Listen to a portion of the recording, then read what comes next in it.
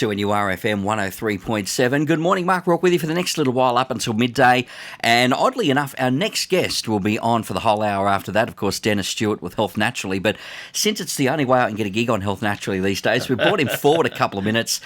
Denis, we'll take your health hat, well, not really your health hat, putting that to one side. Okay. Today is World Bee Day, and not only are you do the naturopath thing, but you're also a renowned beekeeper here in the Hunter. So how important are bees to our ecosystem more generally?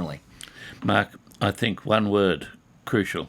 Mm-hmm. In fact, one luminary, a philosopher, I'm not sure whether it was Albert Schweitzer, he made the statement, I think it was him, that said, when bees go, civilization goes. And now that might have been an overestimate, but what he was trying to say is, without bees, we ain't got food, and if we haven't got food, we haven't got humans. And give us a couple of weeks after that, That's right. or it's all that the tin baked beans run out. Absolutely crucial, and of course, the problem now is that we live in a stage of human history where, as a result of development, industrialisation, urbanisation, bees, probably for the first time in history, are under threat. So this is something that we do hear about from time to time, but you mentioned that they're under threat more now than ever. Yes. What are the factors that are really pushing them out on the fringes a little bit, as you may think? Well, I think obviously urbanisation. Yeah. A lot of their natural habitat is being destroyed or developed, particularly in, how can you call it, more advanced countries than what Australia is. We have the advantage in Australia of being a very, very large continent. And so a lot of what I'm saying now, whilst it applies to Australia to a degree, probably doesn't apply as much, in as much that literally within 50 k's of where we're sitting in the studio, there is bush, underdeveloped areas where bees thrive and have thrived for many, many hundreds, if not thousands of years. You've been a beekeeper for quite some time. Yes. What got you interested in it, and what's kept you at it for so long? Well, I think being interested in all things natural is one of the things behind it. Plus, also, I was fortunate enough to be a young man at a very interesting stage of our cultural development. You're not going to go back to when you were like a hippie in the Yes, late 60s. in You had hair down to your yes, belt in line, fact, all of that. That was the case. But out of that experiment of alternative lifestyles, alternative medicine, came things like an interest in all things natural.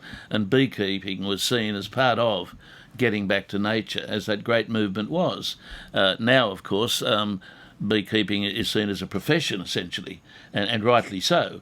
So my interest was stimulated by being part of that time and movement, but it lingers today in as much that I still practice beekeeping, use my honey and my honey ointment more commercially, but today, fortunately, it has now become much more mainstream, and we have, fortunately in Australia, a very vibrant and, in my opinion, a very developing industry in beekeeping. Very quickly before I let you go, how important is honey, and how good is honey in Australia? We got some of the we up the top, we down the middle, down the bottom. Where do we sit, in your opinion? I believe that Australian honey is superior for a number of reasons that one could talk about all day. I think probably because our honey is associated with our natural flora, and as a result of that, it is not attenuated by a lot of the exotics that proliferate in other countries, which give to those honeys different properties. Our honeys, many of them anyway, are gathered, say, on the eucalypts. Now, there's a good argument to say that by virtue of being gathered on many of the indigenous plants, honey brings with it some of the medicinal virtues. It's interesting to justify that point. Years ago, when I developed my honey ointment, the ointment that I used was Australian, or the honey that I used was Australian honey, and yet I got some of my best results in treating ulcers and things like that.